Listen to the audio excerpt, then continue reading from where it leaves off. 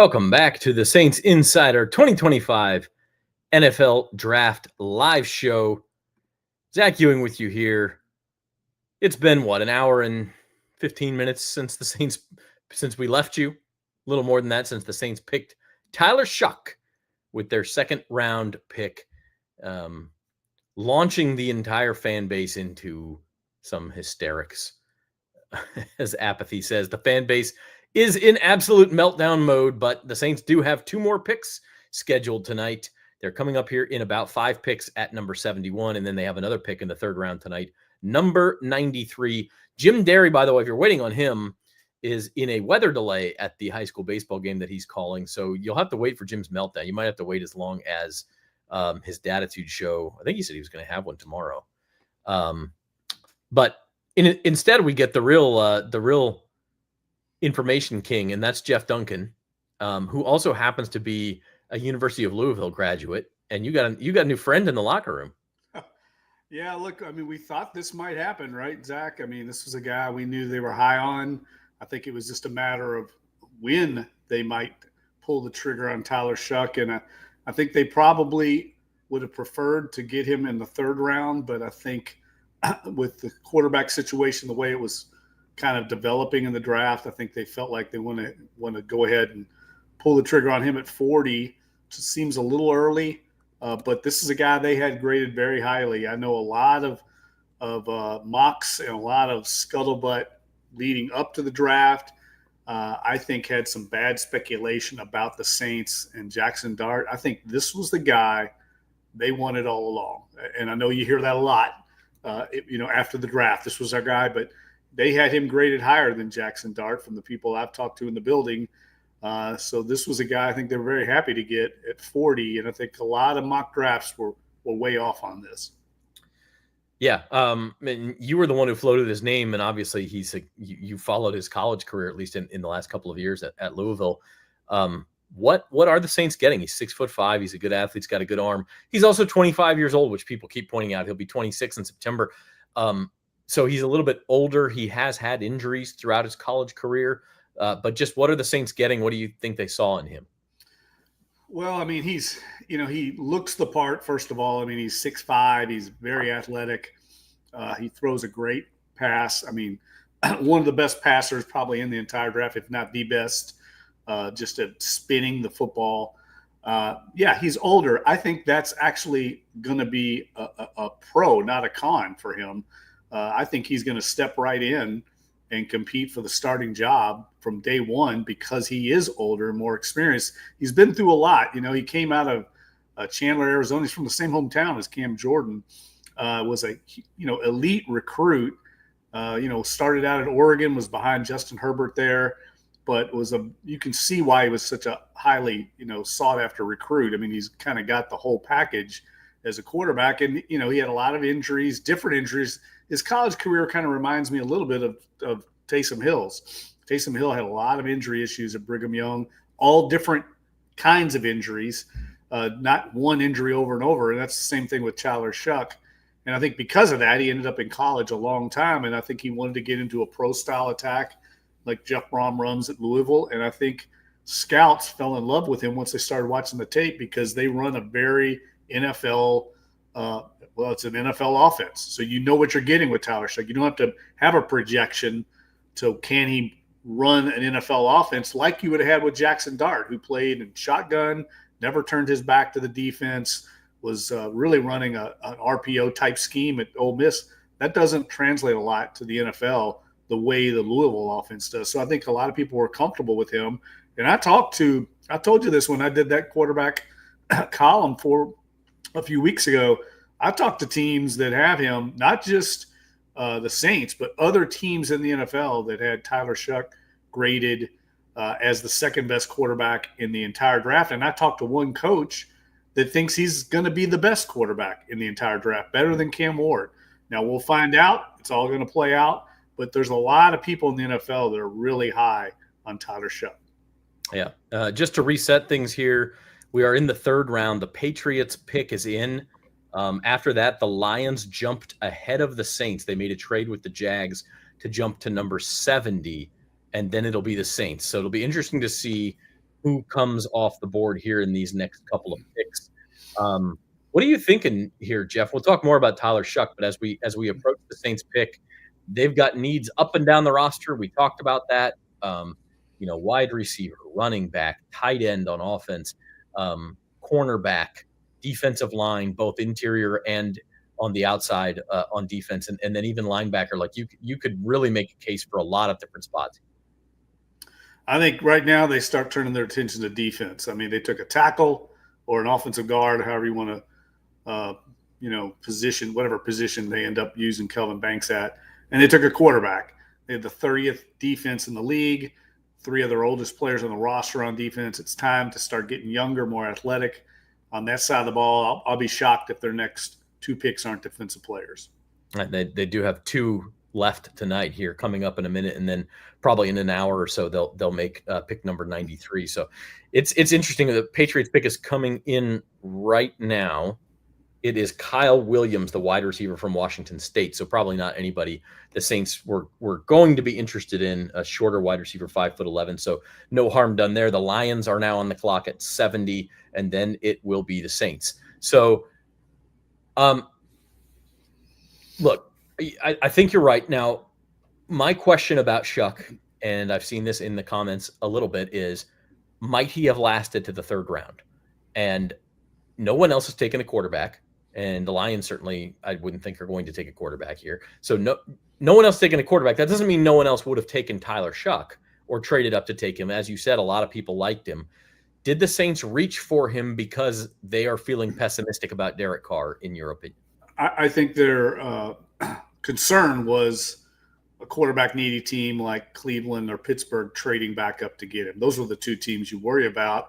And at that stage of the lower 2nd round or early 3rd round, it doesn't cost a lot to make a trade up. So I think that was their concern.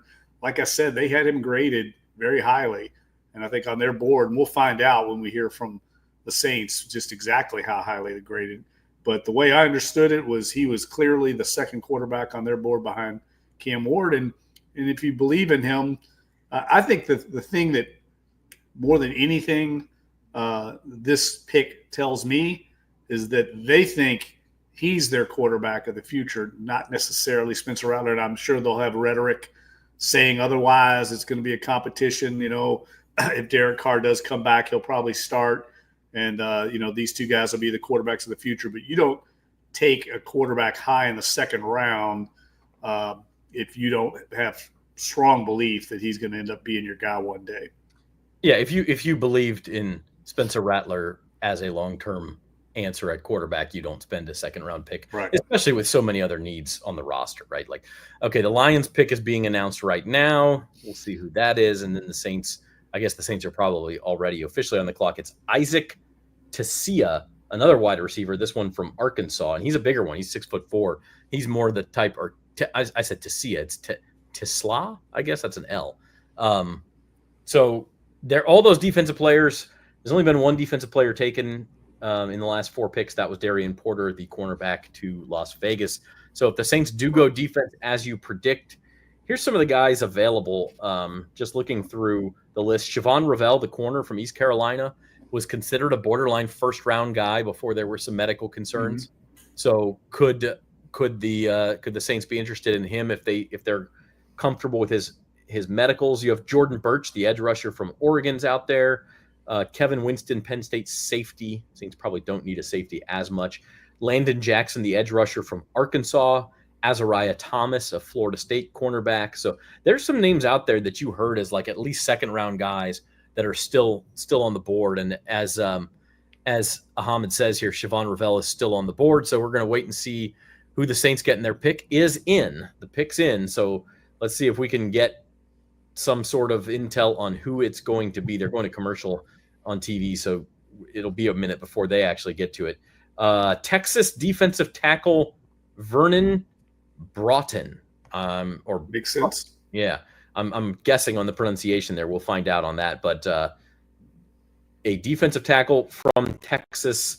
He was actually a guy who we didn't even create a slide for, if I'm being honest. We did the top 80 guys going into the 1st round shift, so we don't even have a spot for him. He's He's 6'5", 311 pounds. He's a big guy. And I think that's what the Saints really need in there. You look at what Brian Bresee is, Jeff, and he's athletic. He's had some trouble stuffing the run. I mean, you kind of needed a space eater in there. Yeah, I mean, that's a huge weakness on this team. They need to get more physical up front.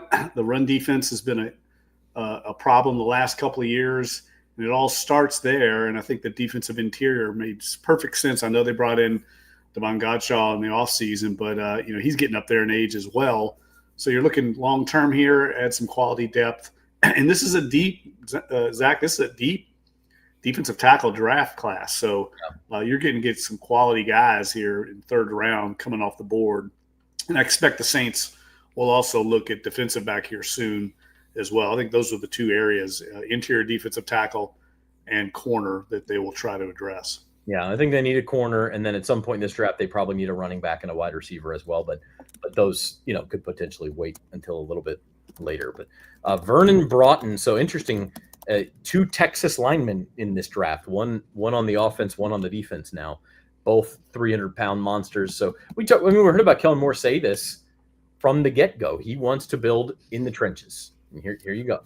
Man, if they would have taken Quinn Ewers, we'd have had a trifecta of Longhorns. Longhorns. Yeah, it just shows you how talented that. And look, that's one thing Jeff Ireland really likes is taking guys from big power programs. He's talked about that with me in the past.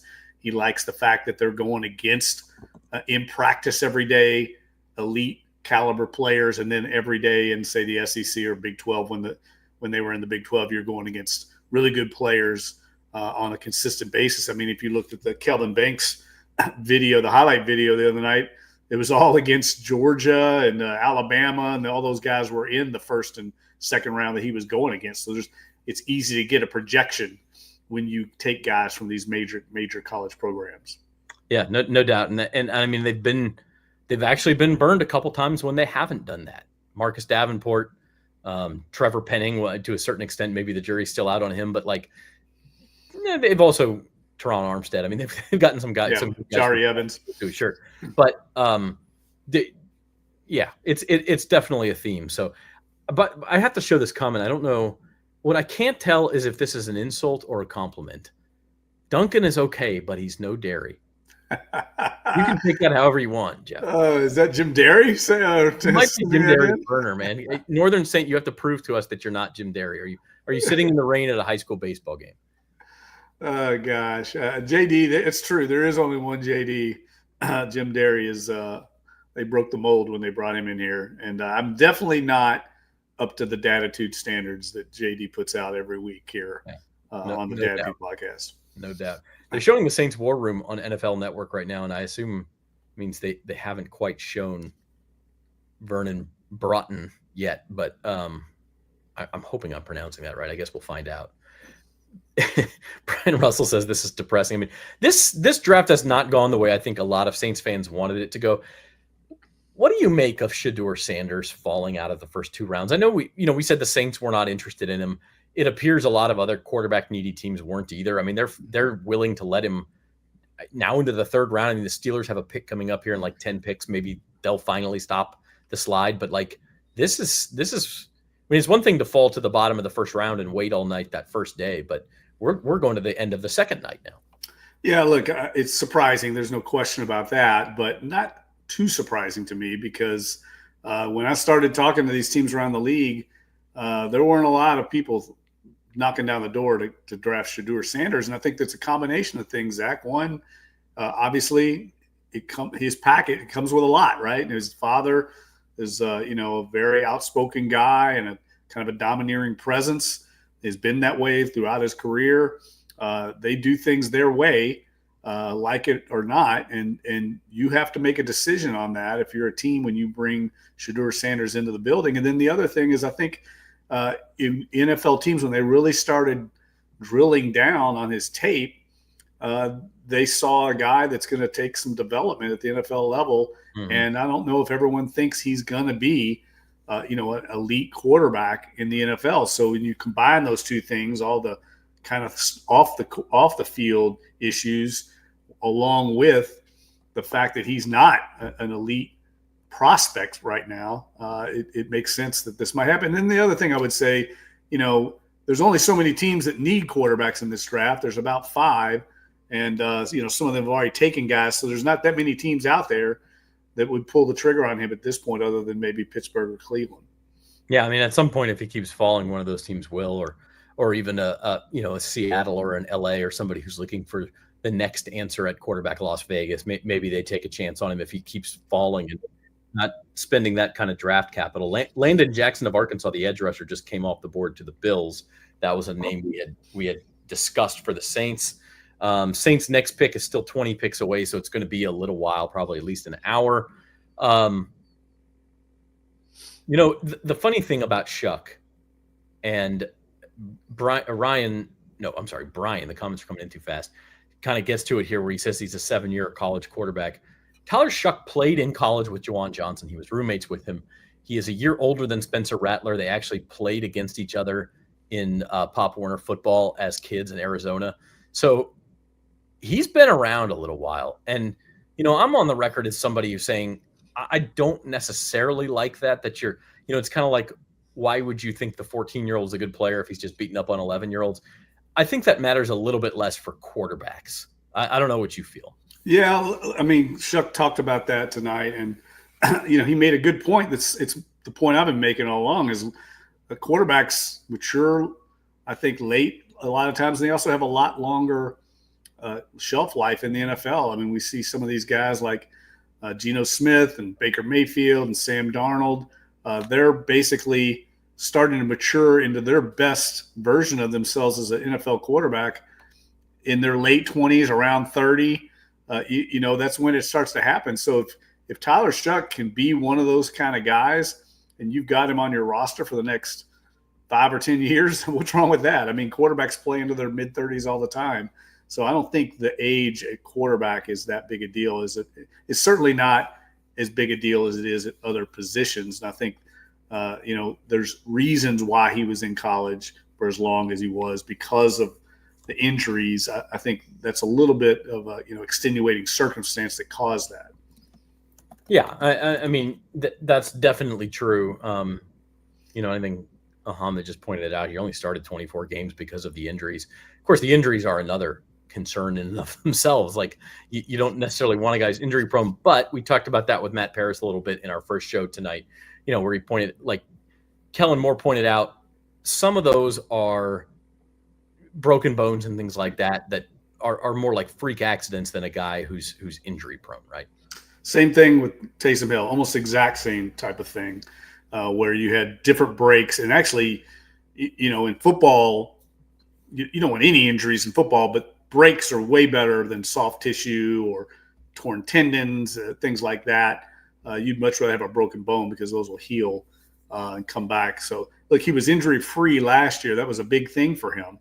He played every game except the bowl game. He opted out of that.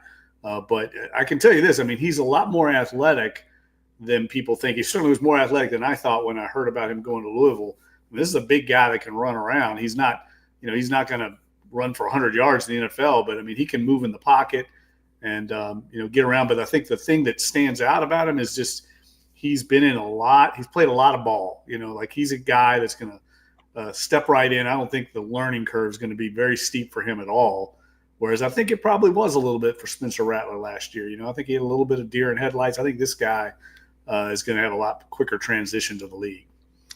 A couple of people pointing out good comments about the Texas connection. Obviously, Bo Davis and Terry Joseph on the Saints coaching staff both have Texas ties, and so you wonder if that is part of this too. No question. No question. I mean, you had guys in the building with these players that right. and know people that are in the building that were in the building with them as well. So the intel, that's the thing. I think people sometimes forget. I mean, Jeff Ireland and his staff. I mean, they're very good at digging out and unearthing every possible detail or information about somebody's background. They're exhaustive in that work. So there's nothing that they're going to come across in this draft that they're not already going to know about. And I think the other thing they're trying to get in here, and if you listen to the Shuck interview, I think they're getting some quality people like in the locker room. I think it's big for this team as they go through this roster transition. We've talked about on the Saints Insider podcast. They're transitioning to a younger leadership core, so they need players like Tyler Shough and Kelvin Banks to be the next torchbearers in the locker room, because a lot of the guys that are right now are in their mid 30s, early 30s that are probably not going to be here much longer. Yeah, I think one thing we've talked about over the last year, how important it is for the Saints to not only have kept all of their draft picks from this year, but they haven't traded. They added a couple from the Washington Commanders. They did. I think they sent one back to them. That's why they don't have a fifth rounder. But they added a couple. They also have not traded any for next year. So they're going to start to restock this roster now that they've got to draft well. And that's something, you did the analysis looking at the Saints drafts under Jeff Ireland for the last 10 years. They obviously hit the home run with the 2017 draft. It's been more up and down since then. There's been some good picks, your Eric McCoys, your Chris Olaves, even lower down, some of the fifth and sixth rounders that have been good. But you've also had your Isaiah Foskey's in the second round, your Trevor Penning that's been more of a miss than a hit, I think, and some other later round picks that have just kind of disappeared. I think you're right. They've just got to restock. And yeah, that's a great point, Zach. I mean, the last few 4 or 5 drafts have been among the worst in the league. At least, if you want to put it this way, at least productive in the league. They need to get some production out of these guys, and they need somebody to hit. I mean, they need to find another Pro Bowl type talent. They just haven't done that. The only one they've drafted, unfortunately, in the last 5 years is Zach Bond, and he's, of course, blossomed and flourished on another team with the Philadelphia Eagles. Yeah, no doubt about it. I just some of these age things, like we're talking about, he'll be 30 by the time he's a start. No, he won't. He'll be on this. If he's still on the Saints when he's 30, that means he got a second contract, and that means it was a success, with the Saints. So yeah, big time. We got to calm down on this. Drew Brees was 26 when he started with the Saints, right? Here's the other thing, Zach. I mean, how many times I've heard people talk about Taysom Hill, how old he was because he went on a mission and he, redshirt a year. How's that worked out? Would you take Taysom Hill? I mean, the guy's been arguably the best offensive player they've had for the last 5 years. Yeah. I mean, I do think you need to be careful with college production for older guys, especially skill positions and linemen. But when you're looking at a quarterback who's there because he was injured and maybe has had time to learn the game a little bit, I don't know how many quarterbacks are probably out of the league by age 26 and say, man, I wish I knew then what I know now. And maybe that helps them. So you wouldn't take Taysom in the second round, Lance? I mean, I know you didn't have to, but I think looking back on it, a lot of teams would have taken him in the second round, knowing. Oh, Taysom Hill will be a first-round draft pick. Yeah. No question about it. Yeah, I mean, I don't know what people are smoking out there, man. I mean, Taysom Hill is an elite player in this league and has been very productive, and he's arguably their best offensive player, I'd say, the last 4 or 5 years. John says pick 71 is a reach. I tend to agree just from the standpoint of I had not heard Vernon Broughton's name as even a third. Now, I mean, obviously, once you get to the third round, you're going to start to hear some names that none of us were really researching, unless you're one of those 7-round mock guys. So I don't want to sit here and say, oh, I can't believe they went that far down the board. I mean, and you don't pick again for 22 picks. Like you have to go get the guys you want. You can always argue maybe you could have traded back 10 picks and still gotten him. That's never been the Saints' MO. They're going to go get the guys that they want to get. Yeah, and look, we'll find out about it. I don't know enough about this guy. I will say this. I don't know enough about Broughton, but I do know that's a position they had to get better at, to get stronger at. And it was a position I knew they had to address here in the first couple of days. So, let's see how this develops. The guy's going to have a chance to get on the field early, I think. Yeah. Okay, we're going to wrap things up here in the next few minutes. Do want to let everybody know that our NFL draft coverage this season is brought to you by Tulane Doctors, now seeing patients at East Jefferson General Hospital and across the greater New Orleans area. From primary care to specialty services, Tulane Doctors are there for you because healthcare should be simple, personal, and accessible. Call 504-988-5000 or visit TulaneDoctors.com to make an appointment. Last couple of picks, Azariah Thomas, the Jets get the corner from Florida State. Broncos take wide receiver Pat Bryant from Illinois, And the 49ers take linebacker Nick Martin from Oklahoma State. The Cowboys are on the clock with pick 76. The Saints are 17 picks away. So I think, Northern Saints says, what position do you think we'd pick with 93?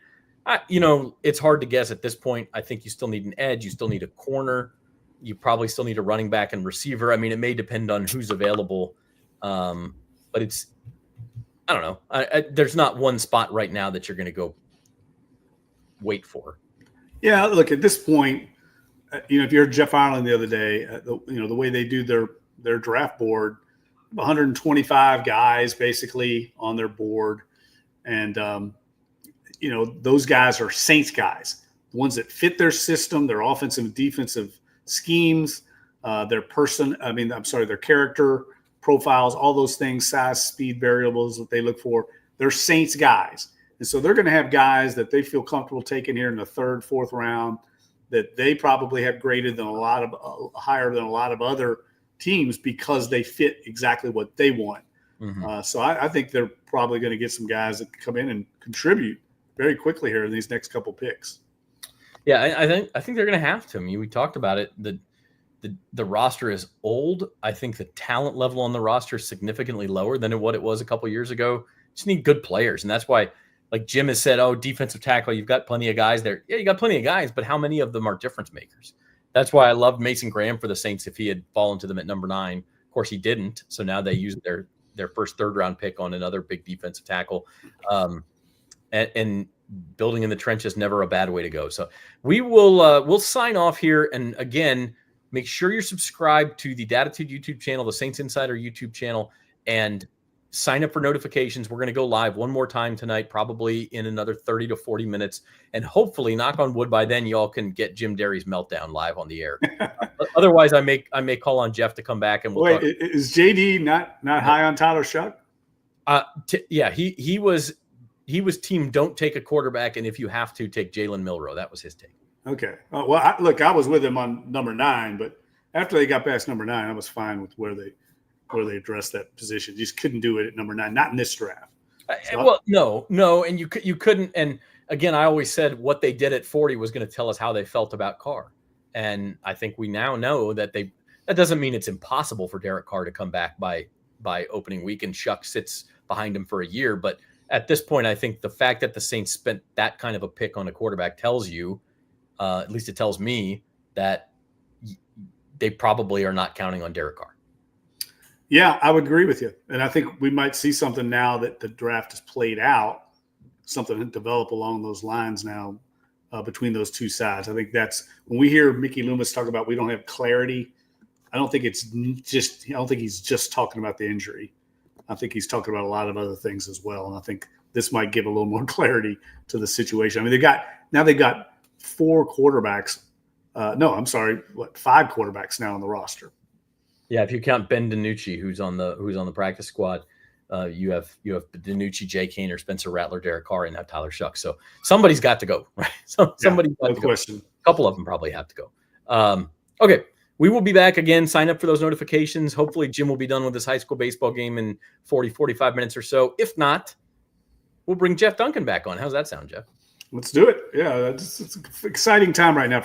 Look, this is the highest the Saints have drafted a quarterback, like I said, since Archie Manning in 1971. And I talked to Archie tonight about Tyler Shough because he had him down at the passing academy a few years ago. Archie has a great feel for these quarterbacks, and he was raving about Tyler Shough, raving about him as a player, raving about him as a person and as a potential leader. So you can't get a much better endorsement than Archie Manning. And I think it's interesting that, it's been that long since they've addressed the quarterback position high in the draft. So there should be some excitement out there. It might not be the quarterback you wanted, but at least it's a guy at that position to kind of build around going forward in the future. I'll tell you what, Jeff, we are now 14 picks away from the Saints. We could just take a little commercial break and come back and ride it through 14 more picks. I don't know how busy you are. Yeah, no, I'm fielding all kinds of texts from everybody. It's amazing how much this is generated. But no, I'm definitely could stay here. All right, let's do it then. Let's take a break here. We'll take a 3-minute break, and we're just going to keep it here. And I know Jim, he loves you Datitude people so much that he said from the parking lot of his high school baseball game, he will call into this show if he can, as soon as that game is over. So we may get him here. So why don't we just hang out for the next 40 minutes or so? Like I said, we're going to take a break here. We may take another break later and just we'll kill a little bit of time before the Saints get close again, but that prevents anybody from having to worry about another stream or anything like that. We're just going to keep it here. We got 14 picks before the Saints go. We'll take a break. We'll be back more with Jeff Duncan on the Saints Insider 2025 NFL Draft Live Show right after this. At Tulane Doctors, we know your health can't wait. So we made booking appointments easier than ever. Just dial 988-5000 to book with any physician, any specialty. Whether at East Jefferson General Hospital or one of our other locations. Because your health is our top priority. And because navigating healthcare should be simple, Personal. Accessible. When you see the shield, you'll know the future of medicine is here.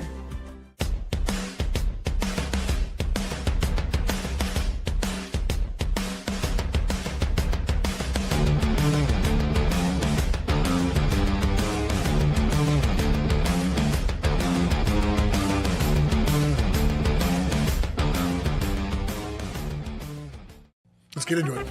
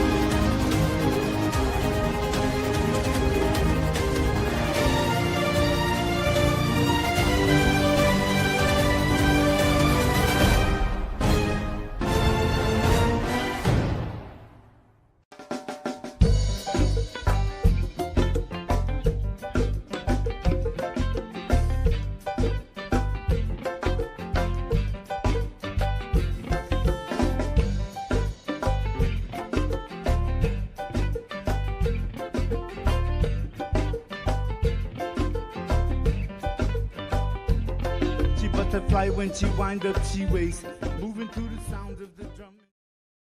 Welcome back to the Saints Insider 2025 NFL Draft Live Show. A couple of picks rolling in during that break.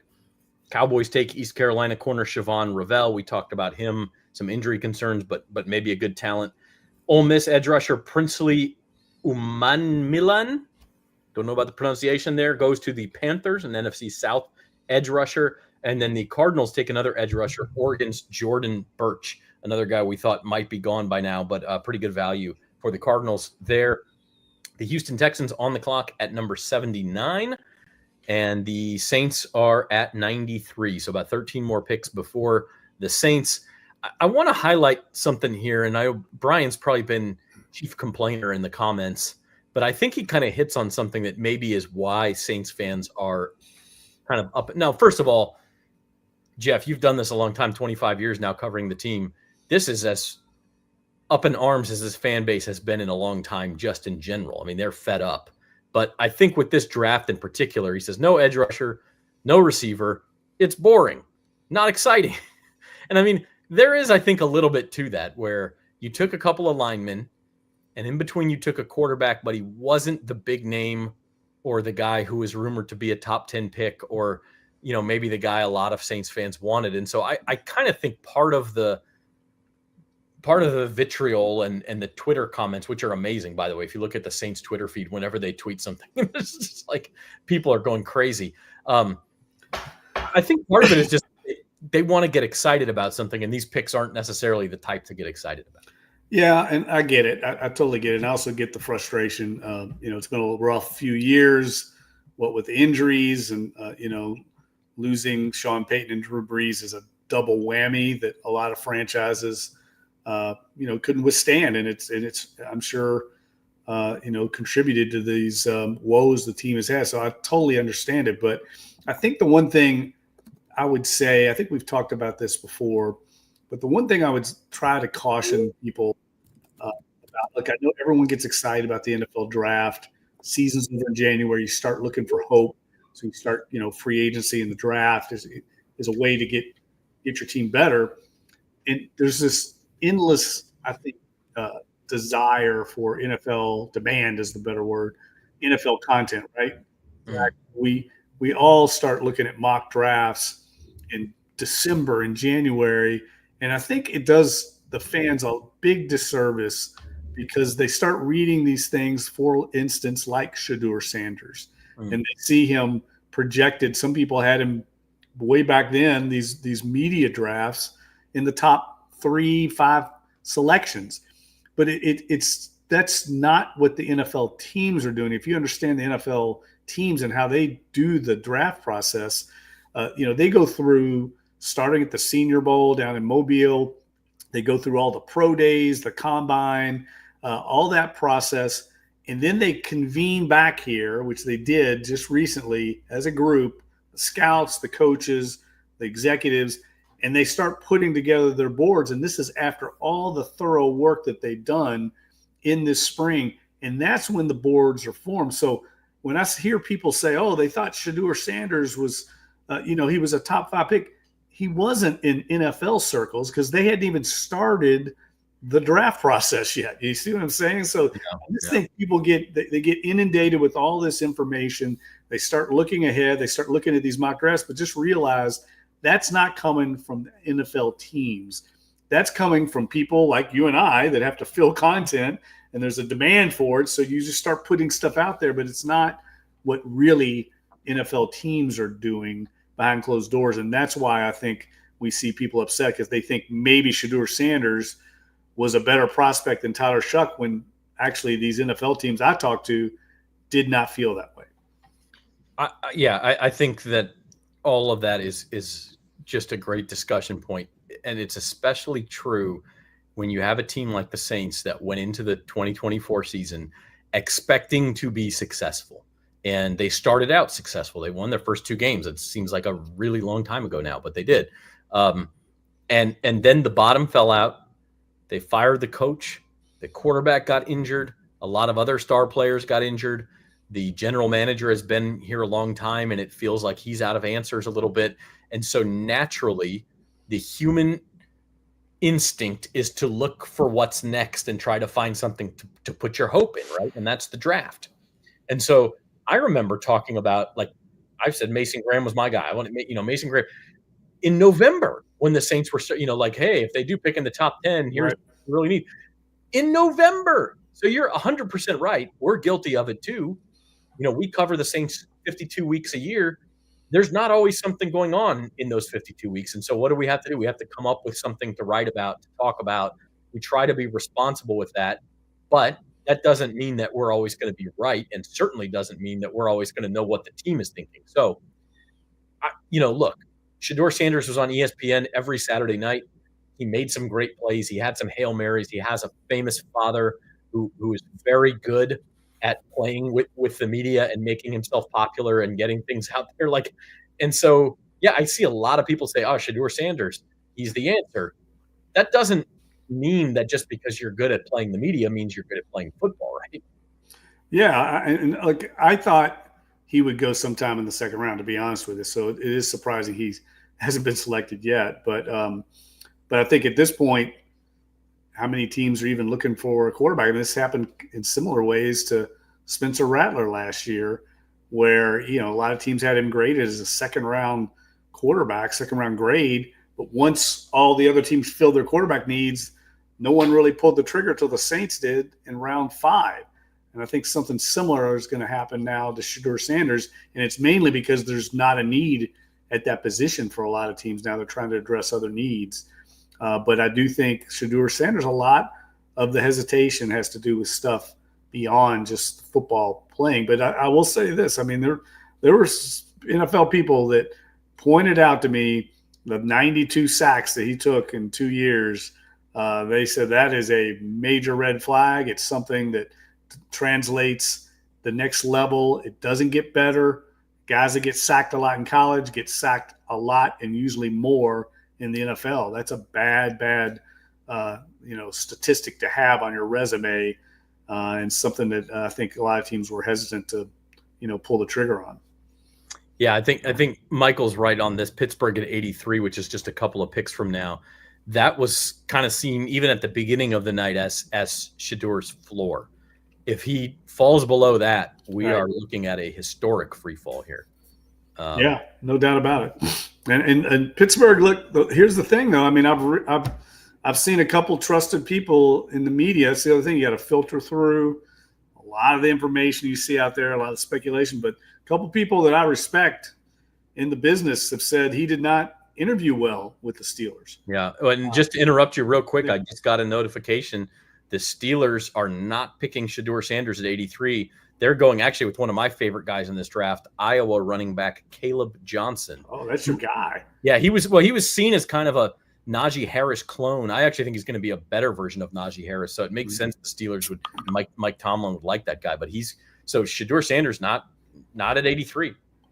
Yeah, and look, if he didn't interview well with them, I mean, they may not take him. I mean, they may not pull the trigger at all. I mean, I told you, and we talked about it on our podcast, but I mean, I never heard anybody from the Saints say that they didn't interview well with Shador Sanders. I just was told he was not going to be their pick at quarterback, and I got that out there as quickly as I could because a lot of people were projecting him to go to the Saints, and people I was talking to said that was not going to happen. Jim Derry just texted me. He was walking out to his car. His game is over. So those of you who have been waiting for the Jim Derry meltdown, we are minutes away. We are minutes away, boys and girls. Jeff, let's take a look at the second round picks. Anything that sticks out to you here? We thought there'd be a run on quarterbacks, and Tyler Shough was the only one taken. That's one thing that sticks out to me. We also see, like the Baltimore Ravens. Why are they good every year? Because they do things like this. They pick at the bottom of the rounds and they end up with Malachi Starks and Mike Green. Yeah, what stands out to me, of course, the Ohio State running backs kind of going and a three pick sequence there. I liked Travion Henderson better than Quinshon Judkins. I think he will end up being a better player in the NFL than Judkins. I don't even think it'll be close. You can come back and call me on that years from now, but I think Henderson will be the better pro. Your guy Luther Burden, I think that's a good pick for the Bears at 39, right? I agree. And here's another one. We talked about this, right, earlier where we had guys projected. Look at Will Johnson going 47th. If you would have looked at a mock draft, Zach, and way back in January, he'd have been in the top 10. I thought he was on the Saints board at 9. I really do. I mean, until the injury happened, I thought he was a guy they'd consider. Yeah, that's what I'm saying. But NFL teams, I started hearing, NFL teams say, he's not testing well. I thought he would go near the bottom of the first round, but that's a good example. All these pods, all these mocks had him in the top 10, and you see where he went, where he was valued in the NFL, not nearly as high. Yeah, it's pretty crazy the way some of these things happen on draft night, and everybody tries to figure out what happened, but it's because you have a prior perspective that you think is the way things should be. Well, why should they be the way that they were in mock drafts? That's not, that's just one man's opinion, right? And that doesn't mean that those guys aren't talking to league sources and everything. And in some cases they're right. But I was listening to a podcast the other day where there was like an expert mock drafter on, known as one of the most accurate in the world. And the host of the podcast asked him, well, what is a good year for you? And he said, if I can get 11 or 12 in the first round, I'm ecstatic. The record is 16. That's 50%. That's an F. Like you can't, so nobody knows how this is going to go. And that's not just because one trade or one team going off the board can mess things up, but it's just simply because we are guessing. We are completely guessing. Saint for life. Jack Besh went in round 2. He's gone. Can't remember who picked him. He went. No, he went and. Let me see if I can pop that up and see. He went to the Raiders. That's right. Yeah, the Raiders took Jack Besh, so he's gone. Yeah, so like it's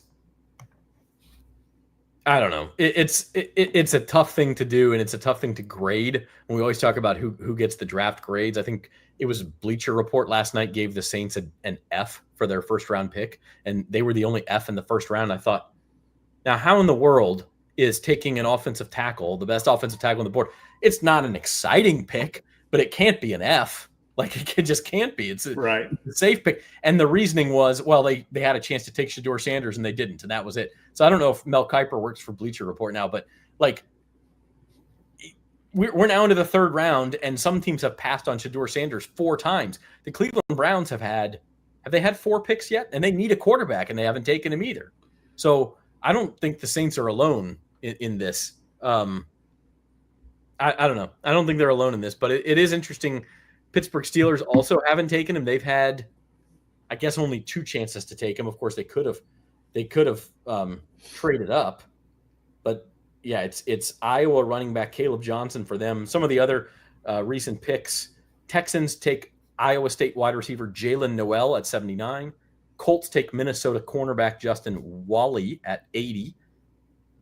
Bengals take Georgia guard Dylan Fairchild at 81. Titans take Penn State safety Kevin Winston Jr. at 82. And then it's Iowa running back Caleb Johnson for the Steelers at 83. So we're now have 9 more picks. Do I have that right? Yeah, 9 more picks. And just one more just came in. Another NFC South team. The Buccaneers take Kansas State corner Jacob Parrish. So we now have 8 more picks before the Saints pick again at number 93. And we're starting to get to the point where we can look at some names who may be there for the Saints. So let's take another break. And when we come back, we'll be in the 5 to 6 pick range left for the Saints. And maybe we'll get Jim Derry. And we will be with you through the Saints pick at number 93. So hang tight with us just for a couple of minutes. One more commercial break as we roll along with the NFL Draft live show. At Tulane Doctors, we know your health can't wait. So we made booking appointments easier than ever. Just dial 988-5000 to book with any physician, any specialty. Whether at East Jefferson General Hospital or one of our other locations. Because your health is our top priority. And because navigating healthcare should be simple, Personal. Accessible. When you see the shield, you'll know. The future of medicine is here.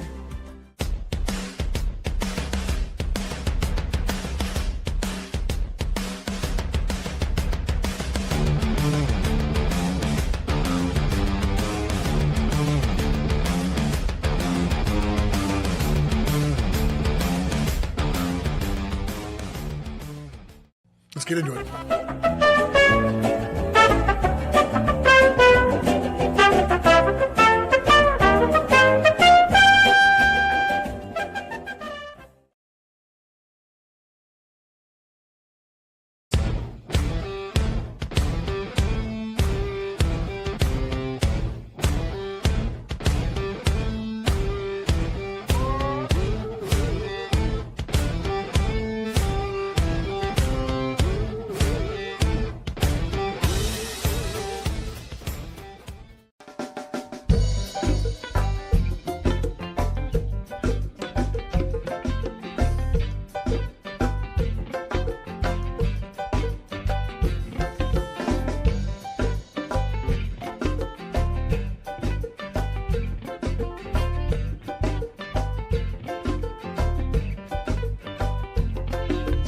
Butterfly when she wind up, she waist, moving through the sounds of the drum.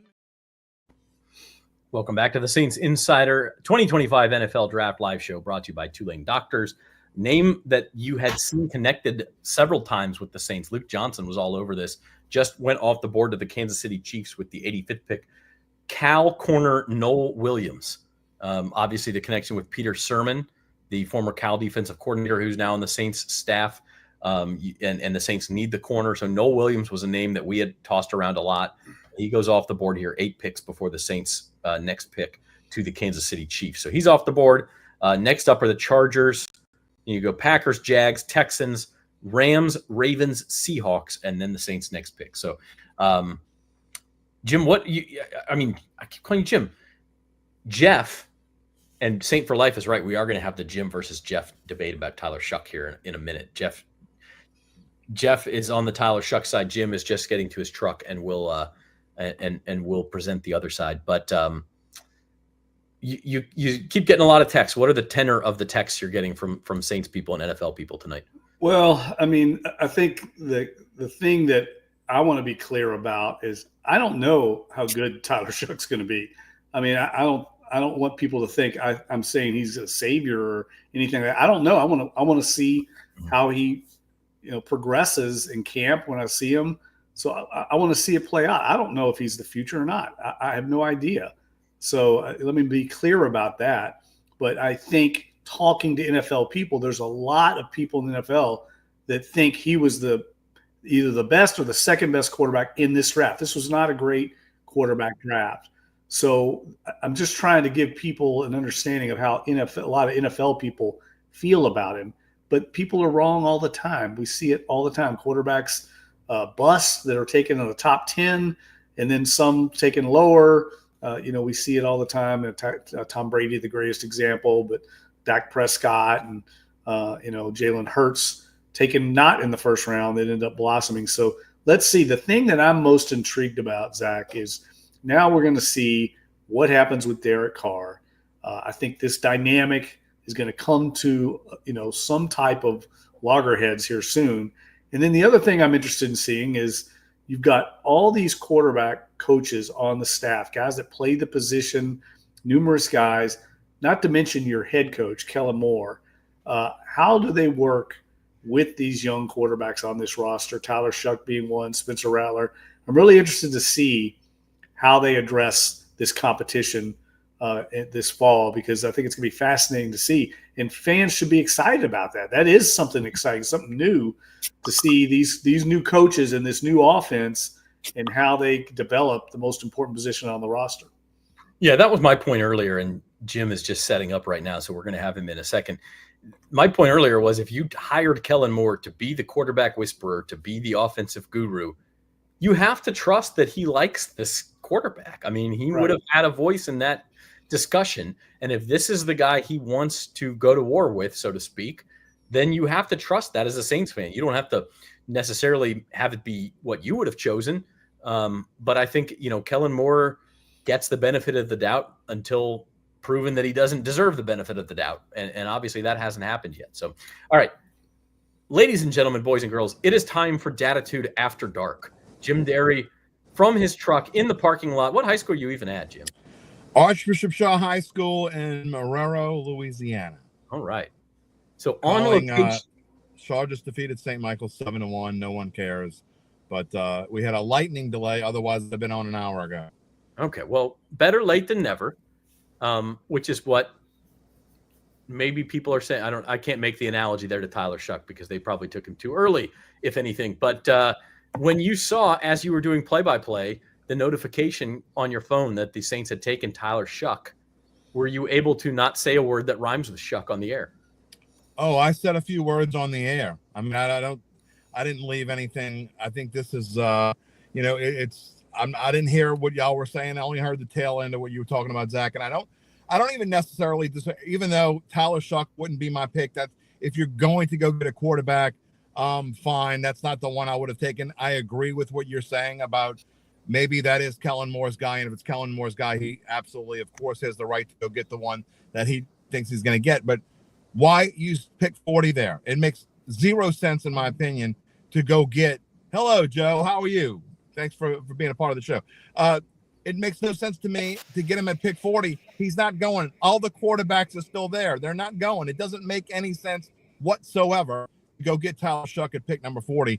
You could have had him at pick 71, and it just, look, it's not even because that's not the quarterback I would have picked, and I'm not impressed with him at all. That doesn't even matter. I'm guessing Dunk likes him because he's a Louisville dude. I don't know. Do you like him, Dunk? I missed what you said. Well, I mean, like I just said earlier, I have no idea how good he's going to be, but I think they're concerned taking him. Why they took him at 40 is they were worried somebody would come back in and trade up and take him, and then they would miss out on their guy. And I've tweeted this out. I mean, I knew this all along. This is the guy they had second on their board at quarterback. They had buying Cam Ward, and they had a significant gap after him and the next three, which were on their board, Dart, Milroe, and Ewers. So they felt like there was a gap between Shuck and those three, and they also had a gap between Ward and Shuck. So just from their board, I'm not saying they're right. I'm saying this is how they viewed it.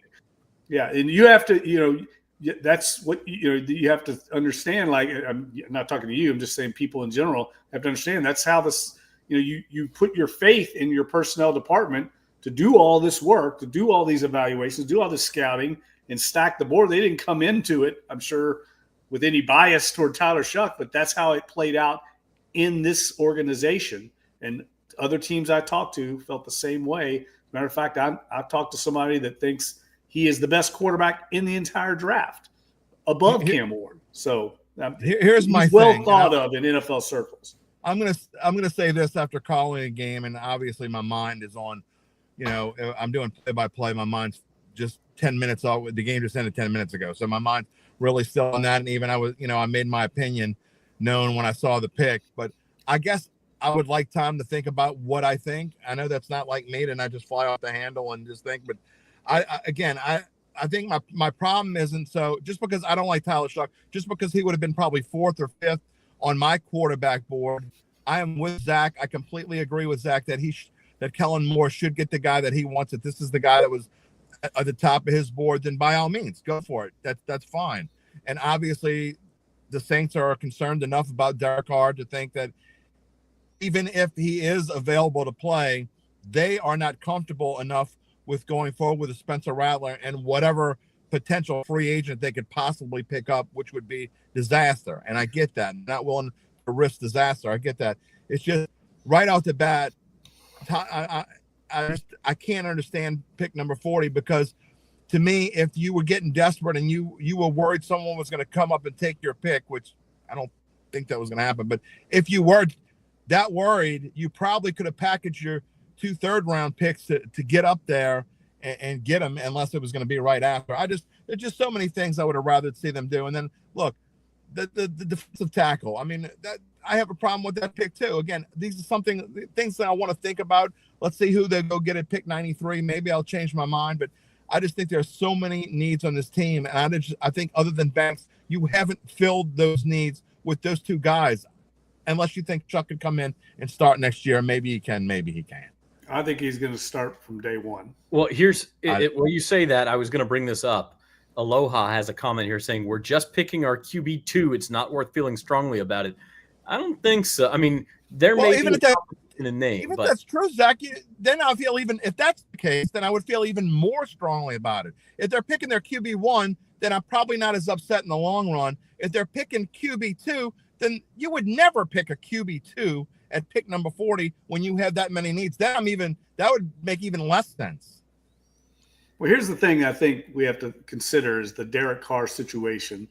If Derek Carr elects to have surgery on his shoulder to repair that, they're screwed. I mean, they have no other option. So I do think they were probably a little more desperate than other years because they were in a very difficult position.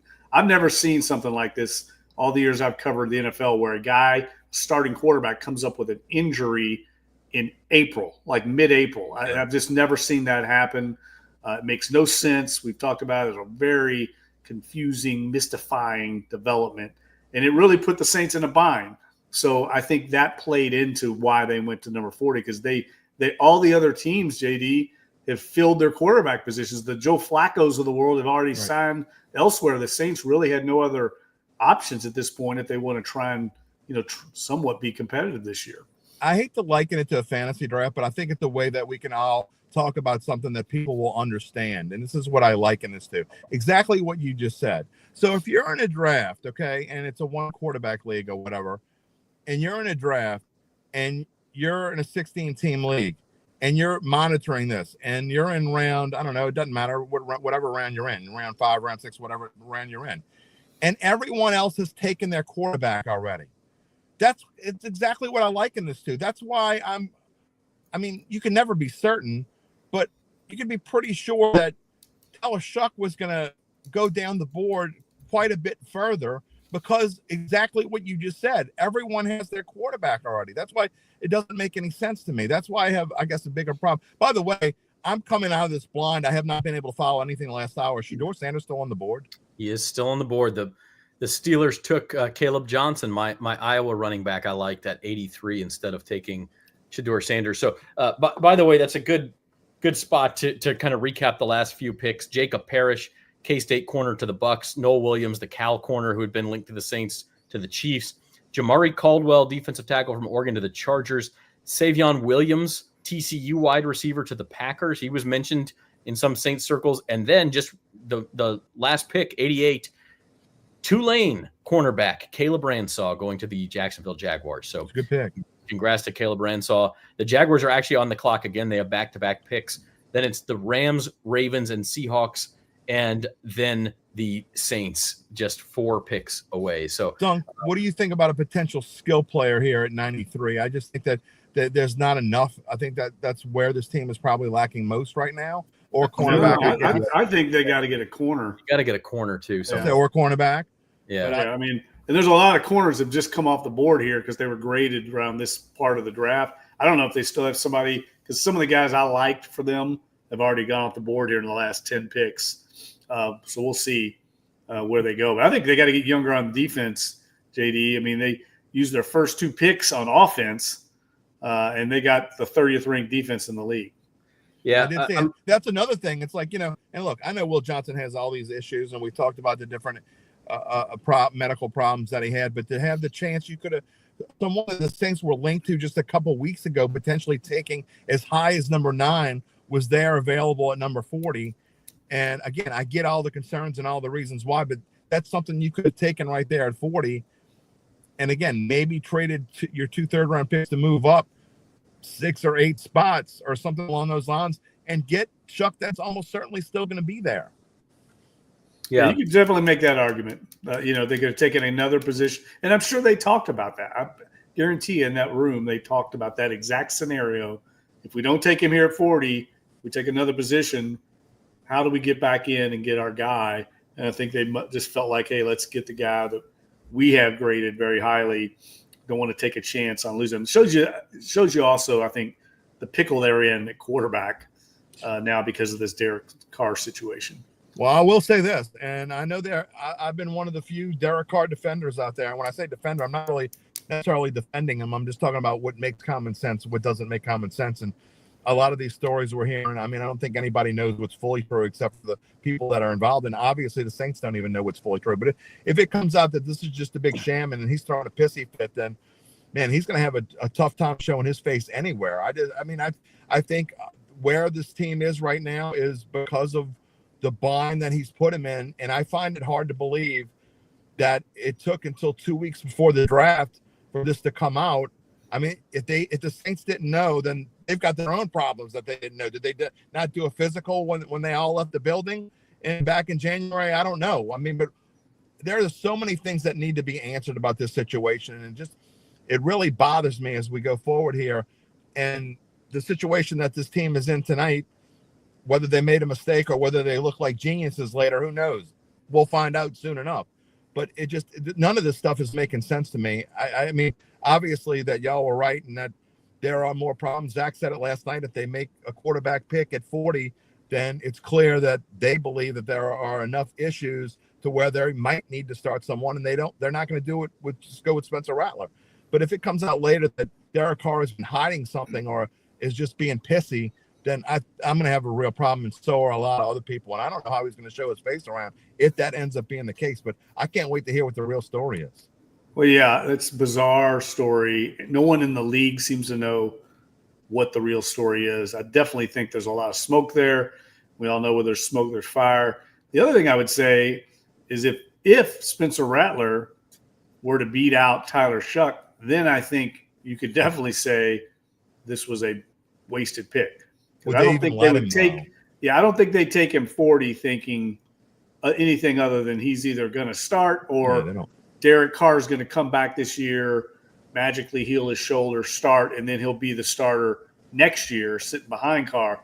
But if he gets beat out by Spencer Rattler, then you've kind of, I think, thrown away a very valuable draft pick. But how much do you also factor in? You have to ask the question of, and I know you don't think about next year's draft until next year. I get that. But if no matter if Tyler Shough's not going to come in here and bring this team to the playoffs, I mean, nobody realistically could potentially think that. Is Tyler Shough better than the top 4 or 5 quarterbacks that are potentially going to be available in next year's draft? That's another problem that I have. I mean, what are you playing for? Why wouldn't you just go?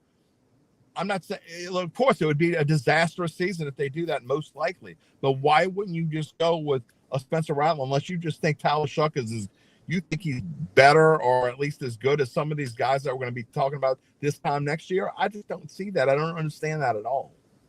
Yeah, who knows what they think of Spencer Rattler, because it's a whole new staff. They didn't draft him, but clearly they evaluated him last year in the draft when they were in Philly. So they definitely, I think, are saying something, making a little bit of a statement here by going after Shuck about Spencer Rattler. Big statement. Yeah. Then they make a big statement. And what happens, Dunk, what do you think happens if, let's say the improbable now, I guess it's improbable, the interpretations that I'm getting, but if Carr does come back, I mean, Carr's going to start if he comes back. I think we'd all be shocked if that doesn't happen. But so if Carr comes back, then what do you do? Do you have to? I mean, I guess theoretically you could put Spencer Rattler back on a practice squad, but do you really want to put a kid on a practice squad after he's already started 6 games and played 7 games in the NFL? I mean, that'd kind of be a weird thing to do right there. Well, I mean, couldn't he be their third quarterback behind Shuck and Carr? I mean, do you have 3 active quarterbacks? Well, you have 3 on the 53, and then 1 is a game day inactive, and he's your emergency third. That's how it goes now. So, I mean, which is the spot? I know, but that third quarterback is as good as practice squad. To me, that's no different. I mean, but that's where he was all of last year until Carr got hurt. So I don't think it's. I mean, if he's not good enough, he's not good, right? And we're speaking in hypotheticals here, but I'm sitting here taking up for that's where we are now. I mean, anyone who's watched Attitude at any part knows what I think about Spencer Rattler, and I'm sitting here spending part of this show taking up for Spencer Rattler because I don't understand what this franchise is doing right now. I guess is where we're at. I think the Carr thing has thrown a wrench in everything, and the one thing I would say about it that doesn't add up, and we were talking about this off air earlier today, Zach and I. Is the fact that Kellen Moore was asked by our own Matt Paris at the NFL owners meetings, point blank, asked directly, "Is Derek Carr on board? Is he good? Is he happy in New Orleans? Happy to come back?" And he was given a point blank answer by Kellen Moore that yes, he is. He expects him to be a part of this team going forward. He expects him to report April 14th to the offseason program, and then that was a week before the news dropped. So either the Saints got surprised by that or Kellen Moore, who I don't think was being disingenuous. I don't know him that well yet, but I don't think he would be that disingenuous. Just none of this adds up. You see what I'm saying? None of it does. That's the whole point. Like, even now that they take a quarterback in the second round and obviously something's wrong, it's still not adding up. I mean, it still doesn't make sense. I mean, really the only thing that makes sense is, and I guess I'm starting to get pissed about it, is because I've been taken up for a guy that I think it's starting to look more and more like I shouldn't have been taken up for him. And if it turns out that way, I'll be like the rest of the Datitude family and hating on him as much as anybody else because he fooled me as much as anybody, if that's the situation. Now, we don't know the situation, so we can't sit here and say that. But the fact that we don't know anything is even more of a problem. I've talked about how he's starting this new podcast with his brother, and they want to have this podcast, and nobody's watching this show. We're getting way more views on this Saints Insider Datitude live draft show than he's getting on his podcast, way more. And you would think that if you wanted to start a podcast and you wanted people to actually watch it, you'd have content, and the first thing you would talk about is yourself because it's news. You would want to tell people your side of a story instead of just saying nothing. The fact that he said nothing about anything and had his brother say a couple of cryptic things on the NFL Network makes even less sense than the fact that we don't know anything. Real quick, guys. Emory Jones Jr., LSU offensive tackle, just went to the Baltimore Ravens at number 91. Great pick. Before that, Josiah Stewart, Michigan edge rusher to the Rams. Wyatt Milam, West Virginia guard to the Jaguars. So it's the Seahawks now, and the Saints are next. If we're talking about corners, which we kind of zeroed in on that as maybe the biggest need left for the team for the Saints. There's a few left. It's not like it was certainly 20 picks ago. But you've got Quincy Riley from Louisville, Jeff. Za Frazier from UTSA, Dorian Strong, Virginia Tech, Zy Alexander, LSU, Denzel Burke, Ohio State, Tommy Hill, Nebraska, Upton Stout, Western Kentucky. Oh, and how about this? The Seahawks at 92 take the fourth quarterback of the draft, and it is still not Shador Sanders. It is Jalen Milroe, the Alabama quarterback, at 92. So the Saints are on the clock. Corner, there's a bunch of good, like if you just look at like best available lists, there's a bunch of wide receivers out there. And the Saints could use another wide receiver. So I'm not going to pretend I know a ton about all of these guys at this stage, but you've still got Jalen Royals of Utah State. He's 6 foot. Jalen Lane, Virginia Tech. I'm kind of looking for a bigger guy just because I think that's what the Saints need. What about running backs? No. Kid from Tennessee. See. Cam Scattaboo is out there. Dylan Sampson from Tennessee. Devin Neal from Kansas. Please don't. DJ Giddens from Kansas State. So, yeah, there's still a decent number of running backs, too. I'm kind of running back, wide receiver, corner seems like the three most likely. Maybe an edge rusher. Braden Swinson. Just saying, Dom. You had the Calvin Kamara, 3rd round, Tennessee. Jack Sawyer, Ohio State is out there. Sampson, I think round, keep going defense, though. I mean, keep getting younger on defense. I think that's a real – Getting younger? You just picked the 55-year-old rookie quarterback. On defense. Okay, it is a defensive pick. It is a defensive back. I'm a little confused by this unless he can play slot corner, but because he's listed as a safety. Jonas Sanker of Virginia is the pick. After they signed Justin Reed in the offseason. There was a big story about him on the NFL Network this morning about him being a part of all that when the Virginia football players were shot. A very heartwarming story about him this morning. You got to remember, I mean, Tyler Matthews probably in his last year. Yeah. So that is the Saints pick of day 2 is Jonas Sanker.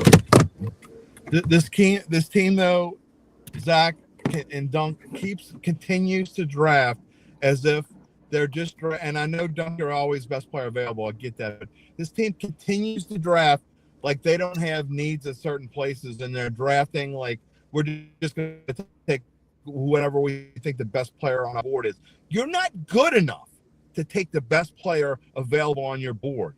You need to take players that you need, that you really need. And if this dude can't play cornerback, it's not something they need right now.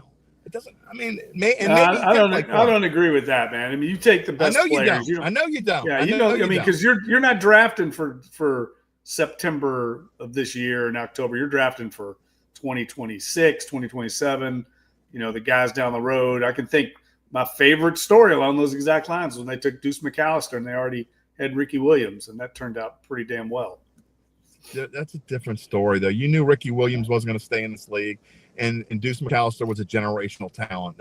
That's comparing apples to the walnuts. You didn't need him, though. You had Ricky Williams, who was of course you didn't need him, but that was completely different. You're talking about generational talent. Here you're talking about a 3rd round safety from Virginia. Mm-hmm. When there's about 5 other needs you have. I mean, I agree with you, Tyrann Matthew.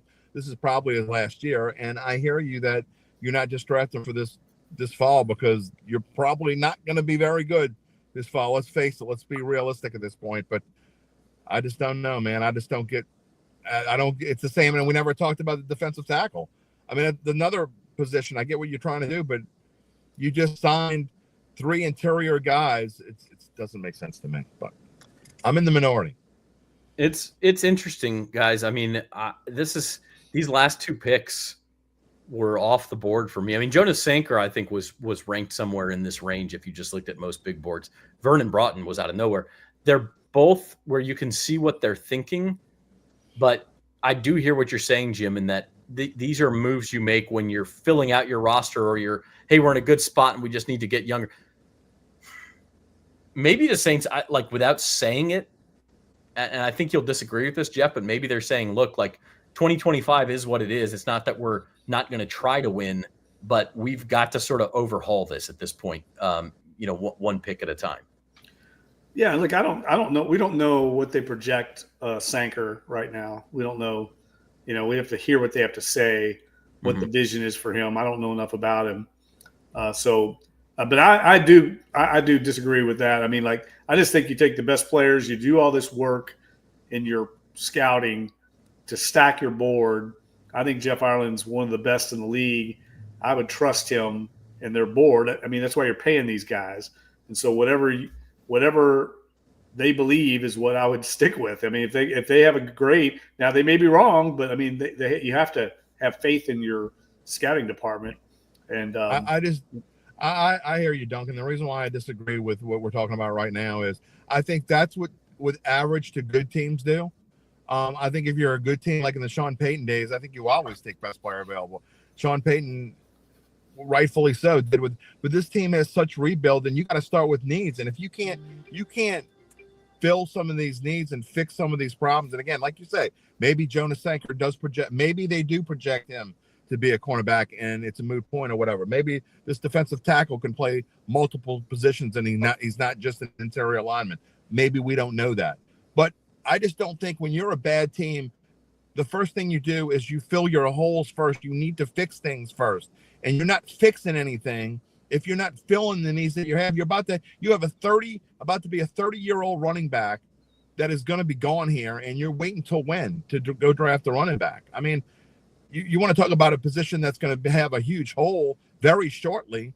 That's if Alvin Kamara even makes it into the 2026 season. So right now you don't really have anything there. I mean, so to me, you need skill players as well. I mean, that's just another thing you need.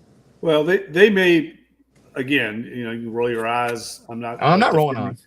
I'm not defending. No, I'm saying people out there can roll their. They may like Kendre Miller. You know what I'm saying? Like, that's we true. don't know. You're right. We don't know that. So I mean, that's like, true. I think knowing Mickey Loomis, what they've always done in the past is they've tried to fill all these needs we're talking about through free agency, to where when they go into the draft, they're not having to reach for a need. They're just taking the best players. And I think they probably feel, I'm not saying they're right, but I think they feel like there's not as many holes as maybe you or I or someone else on the outside thinks. And that's why they're drafting the way they are. And in the past, we've heard them say over and over they think they're a better team, and they've been wrong. They ended up 5-12 this year. So I'm not defending them, but I'm saying just trying to give insight into why they're drafting the way they are. That I agree with. I agree with that. I think they think that they're better than they really are, or at least better. Let me take that back. I think they think they're better than anyone else thinks they are. Maybe they're right. Maybe they turn out that they are right, and we're the ones who are wrong, and they are better than we think that they are. But I agree with you. I think they at least think they're closer, or they're better than any of us are giving them credit for. Because even I'm probably one of the few who have been defending them as of late. I'm not defending anything right now. This is all one big giant mess. And tonight is kind of, to me, the three names on this board that were picked tonight, in my opinion, are just iconic of where this franchise is right now. And it's not in a good position. Yeah, look, the bottom line is they have to be right about these guys. We talked about how big this draft is, and now we're sitting here at the end of day two, and like, here's their 4 picks in the bottom of the screen. It's possible they trade back in tonight. I mean, it's not impossible. They have 2 4th rounders. They could do it. But if these are the top 4 picks for the Saints, it feels a little bit underwhelming just from nobody was thinking about some of these guys, and Tyler Shough feels like a reach, and like none of it is exactly what anyone imagined. And so that's where these feelings come from. the point is they have to be right, but like it's going to be hard for anybody who researches this to look at these 4 picks and say, yeah, Saints aced this. Now, I will say the true great drafts come when you start taking players and everybody goes, what are you doing? And they end up being great players. So maybe we're all wrong. But I mean, do you guys agree with me? If you look at this, it's hard to look at it and say, yep, 4 for 4. Well, I think part of that, though, is because we all project our own, expectations on what's going to happen. And then when it doesn't meet your expectations, you think it's wrong. When I think we should just let's see how it plays but here's out. the problem. The problem is it's not reaching anyone's expectations. It's not just us 3. I know, but it's the fans, it's the quote unquote experts, it's everyone. No one is saying that. Last night I was reading, I don't know, what was I reading? PFF. I was reading grades. Okay. I was reading grades from 3 different sources. And Banks got an F, a D, and a C minus. And all 3 of these publications, by the way, gave the minimum was, one of them gave 15 A's out, another one gave 17 A's out, and one of them gave 19 A's out. And the one that gave the Saints an F, not only did no one else get an F, no one else got a D. Yeah, but I'm going to call you out on that because we talked about this before you were on the air. That was some stupid Bleacher Report thing. No, I don't disagree with you. No. They gave an F because the Saints didn't take Shador Sanders. Nobody took Shador Sanders. You're missing my point. I agree with that 100%. What my point is, if they gave that an F, if they gave that a C minus, and the other one gave a D, what the hell are they going to give the rest of this draft? Can I just interject with one more? The Browns took quarterback at 94 or whatever it is, and it's still not. Who'd they take? Dylan Gabriel. I got to be honest. It's not even funny anymore. I feel bad for Shador. I really do. I'm genuinely starting to feel bad for him. Yeah. I do too. It's gotten to the point now where he's going to be sad. 3, it looks like, and I mean, this is the kind of thing that could ruin this kid if he doesn't have the right mind. Yeah, he was. And say what you want about the interviews, and people say he's too cocky and whatever. Like I don't even care about that as much as I like. He built his own room to celebrate the draft in and everything. Like this is just tough on a young guy. I don't care who you are. This is like a bad movie that you like have trouble watching parts, and that's kind of where I'm like I don't even want to. I mean, like I said, I've been doing a game, so I haven't seen anything. So I haven't seen any live reactions. Like I don't want to see any live reactions. I mean, this is heartbreaking. Let me come back to something you said earlier, JD, because I would like to go back and read those same reviews last year's draft when, like, say, Sean Payton took Bo Nix and how they probably ridiculed that. I agree. And how that probably turned did. out. He was not very. I remember him telling me. He said he told the owner of the Broncos. He goes, "Don't read any reviews. We're going to take this kid. He's going to be great." He goes, because everyone outside this building is going to rip it. And he goes, just ignore it because it's going to work out. And it's exactly what happened. So, you just got to have conviction. And you got to be right, though. I mean, that's just it. Are they right? I don't know. We're going to find out. Yeah. I like the Banks pick a lot. I think the Shuck pick is open to criticism because I understand it. I think the Carr situation definitely influenced that.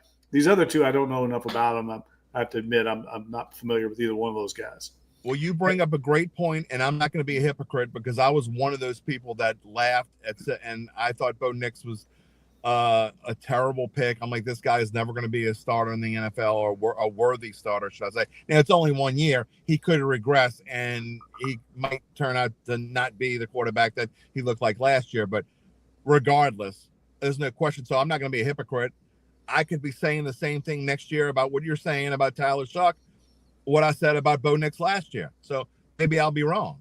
But even then, no matter what, whether the Saints turn out to be right about Tyler Shough, there's no one that's going to convince me that they couldn't have, even if they don't think they could have waited to 71, I have a very hard time believing that they couldn't at least package their 2 third-round picks, got someone else that they really, really needed in round 2, and packaged some picks and moved up just a little bit to get Shuck. That you know me, I'm a gambler. I'd gamble that he would have still been there. But that's where I'm at. And I guess that's why I have more of a problem than actually taking the kid himself. Well, if you have a gap, as Jeff had heard, between Shuck and everybody else who was left, that's a gamble that there's no real coming back from if you're wrong, right? Yeah, you're right. If you don't think Derek Carr is going to be available and you think Shuck is truly the best option by a good amount over everybody else left, I don't think that you can risk that. I think it's defensible to take him at 40, especially if you knew that maybe other teams were interested in him. I don't know. I mean, well, a lot of us were making fun of, and still are probably, at the Falcons for taking James Pierce last night, trading back up in the first round and trading the first round pick to get James Pierce. Yeah. So basically, what you're saying is the same kind of thing. And so I am with Duncan, the fact of you have to trust your own board and what you think, and I get all that, but I mean, I hope they make us look wrong, and I hope he's fantastic, and that we're sitting here, 5 years from saying, man, I'm so glad they picked that Shuck dude, because he's made football, covering football fun again, because football has not been fun for us to cover or talk about for a little bit now. Well, look at it this way, guys. I mean, at least they didn't trade back into round one to take Shuck and give up assets. At least they waited for him at 40. And I will say this, I distinctly remember having, to make a grade a few years back, probably more than a few years, back in 2009, when the Saints traded up to take Thomas Morstead, a punter, and I remember ripping them for doing it, and that looked like a great move years later, because he was with them for 10, 12 years, was the best punter in the league forever. Yeah. So, you just never know, right? Yeah, they also took Russell Burkslavin in the first round, but that's a whole different story. that was many, many years ago. 78. Yeah, I like what Jeff said a few minutes ago about these round 3 picks, where we're sitting here going, oh, these are reaches, and I would have done this or I would have done that. But again, when you say that, when I say that, when any of us say that, when any of you commenters say that, you are biased by what mock drafts you read, by what analysis you read, and you're going, oh, I mean, how could they take this defensive tackle Broughton when – I'm just going to throw a couple names out – when Siobhan Revell was there, or Azariah Thomas was there, or Jordan Birch or Caleb Johnson. I'm like, do you really know that much about those guys either? You don't. You just happen to have read their names a few times over the last couple of months, and so you think that you get a favorite, but based on something you read. It happened with me with Caleb Johnson. He was one of my favorites, and I think he would have been a great pick. And I've not read anything about Vernon Broughton. So I'm sitting here going, well, gee, what Vernon Broughton? What are we doing here? But the Saints obviously have done a lot more research than I have. So the third round picks and below, tomorrow's picks, like, we can't sit here and go, they should have done this or should have done that. We don't know those guys at all. Now, the first round's a little bit different. Second round's a little bit different, because everybody who follows it has at least some idea of who's available. We watched them in college. We watched film on them. Doesn't mean we're right, but we at least have some idea. I would just say at this point, we're all throwing darts. Yeah, and look, remember, everyone felt that way about Peyton Turner, and they were right. I mean, when they took Peyton Turner, everybody said it was a reach. They were desperate. They took this guy, and they ended up being right. He didn't pan out. So sometimes you're right, but I think it's more obvious in the first and second round, like you said. Once you get down past third, fourth round, a lot of these are, what's your flavor? How does he fit your team, your scheme? Well, you're going to have a preference over a player that a lot of other teams might, because they're your kind of guys. Well, I mean, I remember us sitting walking back from Vegas, and we found that the Saints had traded back into the first round, and they were going to get Trevor Penning, and we were talking about Zach, and I think most people would agree with us, in agreement with us, that drafting Trevor Penning was a great move. At that spot of the draft. So, yeah. So, and then we're talking about how he's a bust. So, well, I will say this: what's really, I think, productive to do, especially, I'm sure people watching this show right now, all of us, we're all into the draft, right? We love the draft; it's always fun. Go back and look at past drafts, and I think it's really productive to do that. If you go back and look at that draft where Trevor Penning, look at those offensive tackles. Remember, a bunch of tackles went that year. None of them, very few of them have panned out. Yeah. So it was just, it ends up being a bad class. A lot of them were taken higher than Penning that haven't panned out. So, it just was one of those years, I think. Brian says he watches football, so he knows a lot. So you're watching Texas games and going, oh yeah, that Broughton kid, he's the real deal. You're watching Virginia and going, I love the safety. I don't think so, Brian. Come on. Like, and besides, college play does not always translate to the NFL. I mean, there is going to be some stud in this third round, maybe 4 or 5 of them. And look at Drew Brees and Tom Brady. Who in college thought Drew Brees and Tom Brady were going to be these? Yeah, you look back on it and you go, what a steal as a third-round pick. But on that night, a lot of these guys are like, well, that was a reach because I haven't heard of him. So I'm with that. I don't think you I don't think you can grade the third-round picks. The Shuck thing, they may have been forced into a corner there. I don't know. This is actually a good point. Now I can't find the comment, but somebody said, "Yo, yeah, as Aloha, when was the last time Loomis didn't trade up?" It's been a long time since he hasn't traded up at all. I think it was like the late 90s. Yeah, and it wasn't him. I don't think it was him. That wasn't him. Tomorrow they could trade up. They are the 10th pick of the day tomorrow at 112, so it's not going to be a long wait tomorrow morning when things start back up again. But real quick, guys, we'll wrap things up as they're wrapping up. They got 5 picks left. Hopefully the Saints don't trade back. I'm the last one in the parking lot, too. But let's take a look at what they've gotten here and just kind of give final thoughts with the 5 picks to come tomorrow, Jim. Oh, God, man. I couldn't have predicted any of the last 3. You want me to predict what they're going to do in rounds 4, 6, and 7? I mean, no. I just want you to think. Well, I just want. I can tell you what I think they should do or where they're going. It looks like a horror movie. Like I'm sitting in a horror movie here. Yeah, it definitely looks like some kind of haunted house here.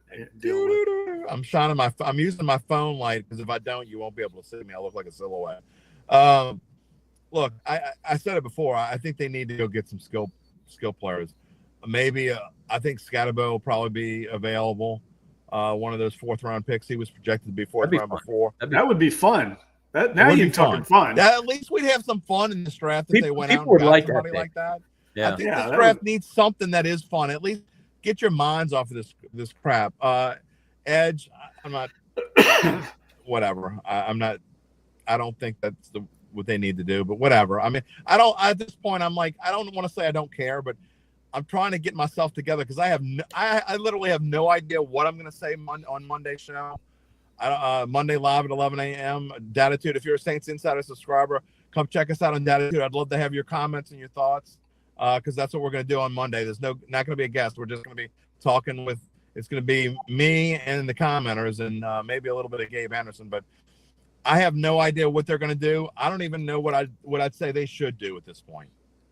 I got one for you. I got one for you real quick. Did you see what John from WGNO texted out earlier today or tweeted out earlier? It was interesting. He said that if the Jaguars had not pulled that trade off with the Browns, 100%, that they were, I think, somehow or another, the Raiders NT and the Raiders would have then taken Kelvin Banks. The Saints would have never got Banks. The Jags did the same. That was who would they have taken? Who do you all think they would have taken there? Jalen Walker? Jalen Walker is the obvious answer, or Tyler Warren, I guess. But if that changes your whole draft strategy, because then you probably feel like you need an offensive lineman earlier. Maybe you have to trade up for one. I mean, that really does change everything. So normally I'd say ask them, but they won't answer the question. So yeah, they're not going to say that. Jeff, how about you? What about final thoughts as we wrap up day 2 here? I think they go get a running back here. Get a young run. It's a deep draft for running backs. It is in this next round. I think Cam Scadaboo would be awesome. I would love to see them go get him. I hope that would be fun to talk about. He wasn't high on my running back list coming in, but most of the ones who are gone. And he's versatile. I mean, he'd be a fan favorite. I'd say go get him and see what happens. I also think you probably, if they have 5 picks left, that doesn't mean they'll use them all. But I would say you need a running back, a receiver, a corner, and an edge among those 5 picks. Shador Sanders, what if they took him? Hey, look, 6 quarterbacks. I'm okay with that sounds silly, but look, why not in round 4 if he's still there? I mean, go get yourself have a quarterback competition. You want to talk about making things fun? If you're going to stink, you might as well go out and do something and make it fun. They'd have 6 quarterbacks on the roster. 6. John, we're actually not down on Shuck. We're trying to talk some hope into the fan base here. No, you're trying to talk hope into the fan base. I'm just saying, if you hired Kellen Moore because he's a QB whisperer and an offense whisperer and all that kind of stuff, the dude's like the same age as my son, and I have a grandson by him. You have to try, you have to at least let it play out. If he looked at it and said, this is the guy I want, obviously you're not getting Cam Ward, but outside of Cam Ward, it sounded, and maybe Jackson Dart, but it sounds like outside of Cam Ward, if your intel is correct, Jeff, like this is the guy that Kellen Moore wanted. If that's the case, you got to have some faith in that. We're going to see what happens now in 2 years. If he's, 10-23 as a starter or something, then obviously we can all look back and say, yeah, Kellen Moore didn't know what the hell he was talking about, but you can't say that right now. Historically, too, let's think about it. This is my tenure covering the Saints. First year, Jim Haslett, Randy Mueller, they went and got Jeff Blake and Aaron Brooks. Soon as Sean came in 2006, they got Drew Brees. Dennis Allen, 1 year after coming in, gets Derek Carr. So it's the way it works. You get your guy. I'm gonna leave. This is gonna be my last thought of the night. Okay, just put it this way, and I know quarterback's different than running back, but Tyler Shough is 4 years younger than Alvin Kamara. I mean, it should be like your quarterback should be a lot more than 4 years younger than your running back that's about to retire. I don't think that matters at all, in my opinion. Jim, you've just you've been calling the baseball game all night, so you haven't seen some of these facts about Tyler Shough. Did you know that he was teammates at Oregon with Juwan Johnson? I did, where he lost his job to a guy who has a 48 who had a 480 completion percentage and is playing in the UFL right now. Did you know that he played Pee Wee football with Spencer Rattler in Phoenix? That I did not know. Gabe sent me a few cool tweets that I couldn't really get into. He's 1 year older. He is actually 1 year older exactly than Spencer Rattler. They have the same birthday. Yeah, well, Spencer Rattler's been in the league for a year.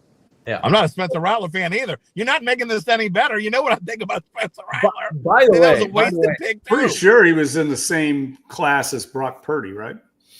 I mean, that was at least if Rattler, I think, was a wasted pick. That was a wasted pick in the 5th round. Big difference. The birthday, by the way, in question is September 28th, which if the Saints play on a Sunday, they're going to have a game that day. That's week 4. So yeah, that's Sunday this year. So week 4, which birthday boy will be playing, Spencer Rattler or Tyler Shough, 26-year-old or a 25-year-old at the time. But in all seriousness, Jim, if he's still playing for the Saints when he's 30, then it's a win. And it doesn't matter how old he is because that means he's on his second contract. So if he's still playing for the Saints when he's old enough for it to make any difference, then it was the right pick. Hopefully I'll still be talking about it and I'll be that much closer to retirement. I won't have to talk about it after that. There are 3 picks left in the 3rd round. We are going to take the chance that the Saints do not trade back up into any of them. If they do, I may be reaching for the whiskey. There was emergency pod. Cubs won today. It's all good. Traded up into one Saints trade back and get Shador Sanders. Oh my gosh! If that happens, we'll be back on the air. I'll say that. Before we let you go, one more time, this season's NFL draft coverage was brought to you by Tulane Doctors, now seeing patients at East Jefferson General Hospital and across the greater New Orleans area. From primary care to specialty services, Tulane Doctors are there for you because healthcare should be simple, personal, and accessible. Call 504-988-5000 or visit TulaneDoctors.com to make an appointment. Guys, I appreciate you hanging out. It's been an hour and 40 minutes. Everybody who's in the comment section, you've been amazing. I know it's an uncertain time for this, guys, and that might be putting it nicely. But it's been fun. It's been real. And look, we got Saints Insider podcasts every week. Jim's got Datitude podcasts every week between now and the season. So we're not done talking about it. Subscribe to our YouTube channels. Sign up for those notifications so you know when we are on the air. And look, we'll see what happens. The schedule's coming out May 14th. We got 2.5 weeks to that, and then we can really start the real talking season. Yeah, we'll have fun talking about it, Zach. I can't wait. Every Monday, Wednesday, and Friday, live at 11 a.m. Datitude podcast on the Datitude channel. Come check us out. And these 2 guys, every now and then, they're a guest on the show. Yeah, but we just got another pick, so we're now down to 2 picks. No Saints yet. It looks like they're going to pick tomorrow, so we'll see what happens. No live streams tomorrow, but you can check out all the coverage at NOLA.com/Saints. Jim will have his show Monday. We'll be back Saints Insider on Wednesday, and we'll wrap up the last few rounds as well. Appreciate you guys. Good night, Jeff. Good night, Jim, and good night, everybody.